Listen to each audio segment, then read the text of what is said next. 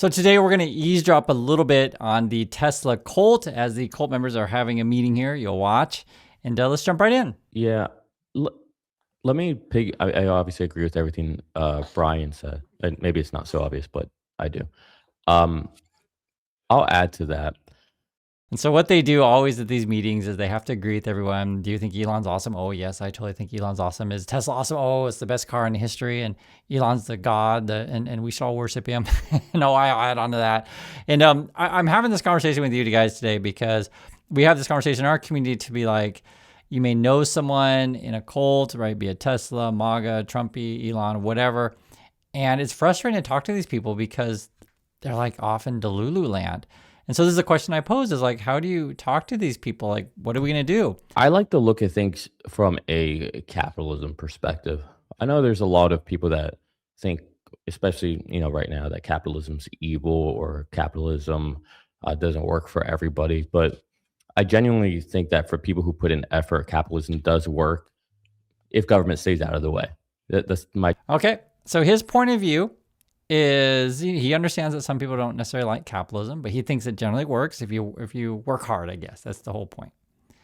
And I want you to think about this because you'll hear a lot of people say this, and they're often white. I'm just being honest with you guys about what's going on in USA.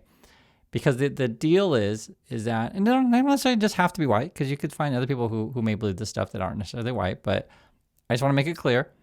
Some people are born in a situation, we'll just use the example of money, to where you have a whole bunch of it. And if you're born with a whole bunch of money, so let's just use the example of Paris Hilton.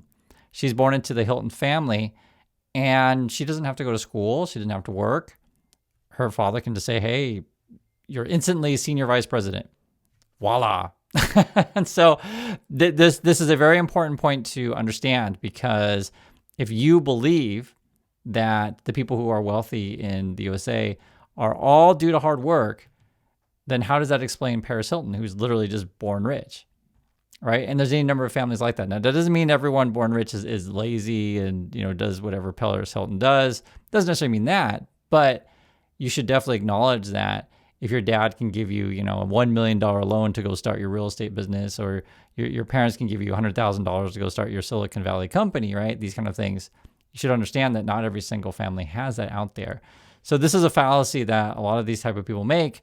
Oh, well, if someone's poor, they're just not working hard enough, right? That's kind of the logic. They're saying, it's the government's fault of why people are poor or whatever, right? You can kind of hear what he's saying here. But I just want to go through this because this is how regular people talk. This is just regular people in the Tesla cult. my point of view generally. But like Brian brought up Walmart. Why does people can sit there and say they hate Walmart, but why do people still go to Walmart? Well, guess what? Because at the end of the day, people want affordable, convenient goods. And that's the beauty, in my opinion, about capitalism is it doesn't discriminate based on race, color, creed, gender, anything. It just cares about, at the end of the day, who's doing good, who's offering value to someone else. And if that value's worth something, then that value gets rewarded. And I think And then he's going on talking about Walmart. This is a fun discussion to have because I want to hear your guys' thoughts on this one also. So I'm not a fan of Walmart myself. I've never really shopped there. I grew up in Oregon. We had Fred Meyer. And anyone who's been to the Pacific Northwest will know that Walmart's not necessarily everywhere. Today it might be, but when I was a kid, it wasn't there. And the thing about Walmart, which I'm not thrilled about, is it's basically, how should I say it? It pushes out mom and pop stores. Now you can make the case that, well, Chris, they offer better value. You can make the case that Amazon offers better value, and I understand these things. I get that, right? But the problem becomes if these type of companies do a couple things. One would be, say, buy off officials, because you get to be so big, then you can start, dictating policy. Then you can make it unfair for other companies to enter in. Or another situation, if you create a market to where you are the only employer in town, and you decide that you don't want to pay your employees a fair wage, or you decide to tell people to, hey, clock out and still work overtime, but we're not going to pay you or something of that nature, I got real problems with that, right? And so these are the kind of things that these people won't address. They'll say, oh, you just don't like Walmart, right? And I have no problem if you want to go shop at Walmart. I got no problem with that. I honestly have no problem with that. But I want to sort of illustrate how, I'm trying to be nice, how limited many of these people's points of views are. And I think a lot of people, be it Elon cult or MAGA, stuff like that, this is how they think. This is how they talk. And it's interesting to go through this stuff because let's be frank with you guys. Like my wife and I, when we have conversations, we actually have real conversations and try to develop understanding, not necessarily just always agree with each other or have simple-minded ways of thinking. I'm trying to be nice about it here. I think that's where Tesla will benefit at the end of the day, is that dollar for dollar, you know, Tesla vehicles are the safest, most capable, highest technological available, most efficient, lowest cost. Like any metric you want to put it up, a Tesla is going to be the obvious clear choice. Right. So from his point of view, Tesla is the clear winner in every single category you could ever possibly think of. And I'd be willing to bet that this guy hasn't seen that many cars. I'd be willing to bet that. And I would challenge, have you been to another country ever? Have you looked at other brands other than Tesla? Seriously. And this is something that another good example would be, what if there's a world out there where lots of products are available, be it Chinese brands like a BYD, be it maybe a Xiaomi, maybe Korean brands, Hyundai or Kia, models you haven't seen, right? What if there's brands in Europe that you don't necessarily see, right? There's Skodas. I've heard these, and actually I've seen it for myself because I've been to Prague. Skodas are everywhere, but it's not just in Prague. They're all over the place. And for those of you that live in Europe, you'll know exactly. You'll be shaking your head. Yeah, Skodas are everywhere, right? And there's multiple brands that you could talk about, and there's going to be models in Japan you may have never seen before. And so this idea that, and also too, it's like Tesla is not a cheap car by any stretch. And at the moment, and if you believe in capitalism so much, then why doesn't the USA open their doors to every single product from all around the world and have a fair playing field in terms of like, hey, if you make a good product, Americans will buy it. Just recently today, the U.S. government decided to ban Chinese drone makers. And for those of you who have cameras and drones, and I've mentioned this before in the channel, you would know that the company that's leading the way is actually DJI, that they're making really good products these days. GoPro came out. They were like the leader early on in those action cams and stuff like that. But now DJI, does really, really well. And even the White House uses it, which I showed you guys in the last video. So, it's interesting to hear this stuff because I know how these Tesla people speak, and I haven't seen them for a while, actually, to be frank. But I'm always curious, like, what they're doing. These dudes wearing a Santa hat. I was like, okay, it's Christmas. I'll be curious what the Tesla people are up to. But this is the kind of stuff, right? When you hear their points of view, but I think it's also, it's not just a Tesla category, but it's a lot of conversations with these kind of people. And I don't think these are mean people by any stretch, but the way they talk, as I say, it's limited points of view. And I'll show you some more. You can see it for yourself. So hate, the beauty about hate is kind of very similar to why extreme happiness or euphoria also can't last. The beauty about hate is that it's cyclical. You can only be mad for so long. Being mad is exhausting. And the good times, you being like on a high only lasts so long, right? That's why, the founding fathers were smart enough to say the pursuit of happiness, because happiness is not necessarily a thing that you can obtain in perpetuity. It's something you always have to strive for because it's cyclical. And so that's the nice thing about hate. Okay, so why is he talking about hate and happiness all of a sudden? This is something that is, again, MAGA people and the Trump people are MAGA Trump and the Elon Musk and Tesla people are kind of similar. They'll just say, "Oh, you just hate Elon. Oh, you just hate Trump." And it's like, I don't necessarily hate Elon just because I wake up every day and have a poster and hate Elon. Like, if you put out a product that's unsafe, right, or if you would lie about your products, that's not great. like it's not like I just hate someone because I hate them. It's like it's their actions, and these things are well documented. We talk about it all the time on the channel, and it's strange that these people never really address the fundamental core issues with that kind of stuff, right? Or if you're spreading lies about other people on your platform, these kind of things, spreading misinformation, like these are real serious concerns. Eventually, it wanes. And it goes away because at the end of the day, humans can't stay in that state forever. And what I like about capitalism is at the end of the day, it kind of sorts through all the noise. At the end of the day, people care more so about what's going to benefit them and their family more so than which way did this person vote or which way did that person vote. Like, that's honestly, if you really think about it in this whole human life experiment, politics is like the stupidest thing in the world to even get wrapped around the axle. Okay, so now he's saying politics is the stupidest thing in the world, and he's going on about how much he loves capitalism, etc. What's so fascinating about this stuff is like I always wonder if these people actually can hear themselves speak. Okay, so just the idea of capitalism is and there's lots of different facets of it you can take a look at. But yeah, sure, the idea that hey, private companies have the means of production, they can build a factory, build a product, they put it out there on the market, and consumers then decide, okay, I like this one, and may the best company win, right? I get that. But part of what we're talking about here is actually, it's funny because you say you like capitalism, and I'm not against it. In fact, I would like a more fair market. So for example, let's say you put out a product and you falsely advertise it. I think the government should regulate that.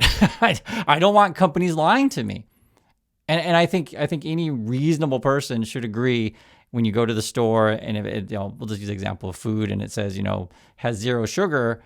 And if they're lying about that, I don't want that on the shelf. Am I saying anything crazy? I don't think so, right? I want truth in advertising. I want truth on packaging. And so this goes back to say Tesla, where they lie about their products. And in California is even like, yo, you better clean up your act or you're going to get banned. And it's just fascinating because like these people have this like weird understanding of how the world works. Other things of capitalism, which is a negative thing, is if you're going to say, okay, I just want best for my family. So then that means, I guess, from the CEO's point of view, don't pay anyone anything, right? Because it's best for my family. I'm the CEO. I should keep all the profits. Or I should put profits ahead of people, right? Meaning that I'm going to cut corners. This is an example of Tesla. I'm going to cut corners on my products because I want to make it as cheap as possible and put out a shoddy product and then limit competition from coming in. So, the idea of just capitalism in the sense of like, markets in the marketplace and the best product win. Sure. I'm not in disagreement. In fact, I think that's good for the consumer if you have competition and better choice. But what we're seeing in today's environment is a lot of consolidation, right? Companies will just buy out their competitors, and you don't want a situation where there's only just a few, oligarchs owning everything. So a lot of these people, it's like they don't address the actual concerns that we're discussing when we say, hey, there's problems with the current system that favors the ultra wealthy and everyone else loses. And it's like I said, I don't mean these people any harm or anything, right? I just want to make that clear. But you can kind of see like just how regular people talk, and it's very difficult to talk to them because it's very limited conversations. Right. It really is. To make decisions based on politics, it's like, hey, we can all have our point of view. Go for it. It's like going to watch a movie. Some people like horror movies. Some people prefer just comedy. Some people like rom-coms, whatever. But like to make a decision on a person based on that is kind of crazy. Like, listen, this is what they think. This is their worldview. All right. But at the end of the day, are we nice to each other? Do you say nice things? Do you treat me well? Do I treat you well? Are we respectful? That's all that matters at the end of the day. So I would agree. We should be respectful of each other. I completely agree. And you guys notice I try not to be too mean when I talk with these people. I try to be respectful as much as I can, listen to people's opinions. And it's odd because these people who talk about they want to be respectful, and I think this person in the past on the Tesla channel talks about how much he loved Jesus and that kind of stuff. So seriously, he's from Texas. And so then like if that is your belief, then do you not ever hear what Elon or Trump says about people? I mean, this is where it's like you get these weird blind spots with some of these cult members, be it MAGA, Trump, Elon, or Tesla. Like you guys can see it, can't you? I'm curious. I'd like to hear you guys' thoughts on this stuff because you may have these kind of people in your lives.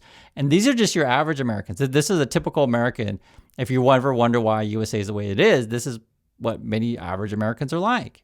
Just one person voted one way or the other. At the end of the day, Tesla creates a huge value for your family. Teslas keep your family safe. They lower your cost of ownership and operation.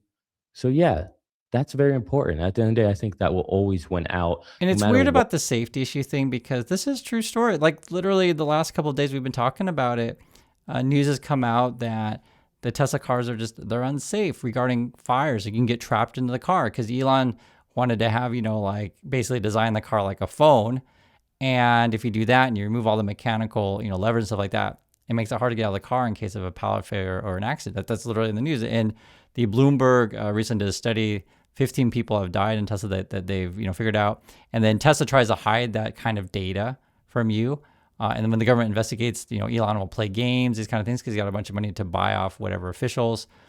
Like these are real concerns. And it's weird. I don't know. These guys, they live in like this weird whacked out world where they just like, run around and go, la, la, la, la, la, la. It's weird. I literally read the news every day, all of it. I read all of it. And that's why I share it with you guys. And so, and I understand the average person, it's too much information to cover, right? It's easier just to say, I love Elon, I trust Elon and stuff like that. That's how average people think. And it's frustrating. And I'm always thinking like, how do we get through to these kind of people? That's the question. What it is. I mean, let's not forget, Volkswagen was created by Hitler, right? Ford, founder, correct me if I'm wrong, but he had some ties with the KKK. Like, look, but at the end of the day, people buy things because it has utility. It allows them to have a certain amount of buying power. And I can't believe you then go with that line of argument of like, okay, look where Volkswagen started out. Look who the founder of Ford is. And are you then saying Elon's like those other people? And you're still going to buy their products? And so the question I pose to you, no, seriously, like when you hear these arguments, you're like, wow, these people are really whacked out. And also when you hear these points of view is, people have a right to buy whatever, they want to buy. And if you think a particular CEO is harmful, to the world in any number of ways. So for example, in Europe, if he's spreading misinformation, and it is a really dangerous thing because these people will claim, oh yes, I care about people, be nice to people. But like the person that you're worshiping, for example, can spread rumors about a particular individual, and then people can just show up to that individual's house and like start throwing rocks at the house or worse, right? These kind of things. And it was a big problem on Elon Musk's platform recently with the shooter at Brown. There was a bunch of Elon Musk type people. There was a hedge fund guy. I think his name was Sean. And there's a bunch of accounts out there that were like saying this, it's this Brown student that's the shooter. And so like they were accusing an innocent person of doing that, right? And just think how harmful that is to that person. I'm sure you guys understand this. Like you wouldn't want false rumors, people spreading about you that you were the shooter or something like that. And I don't know, these guys just live in this weird, bizarro, bubble culty thing. And it's frustrating for me because I see it in the comments all the time. Oh, Chris, you're so dumb, blah, blah. And it's just like how do we even, begin to talk about this stuff? But I just, all I can do is just show you who these people are. I give you my honest opinion of stuff, and I'm literally read it all and I share it, guys, as best that I possibly can in an honest and fair way. And what's sad about it is for some people, I guess they don't want the truth. They don't want honesty. They want to just live in their whole world. And I agree with you. I agree with you. Oh yes, Elon's God. And oh yes, Trumpers is awesome. So that's my thoughts on this. Just want to express some frustration with you guys. I get frustrated when I see this stuff, but that is the reality of what many of us have to deal with on a daily basis. So I do appreciate your time, and I catch you all in the next video.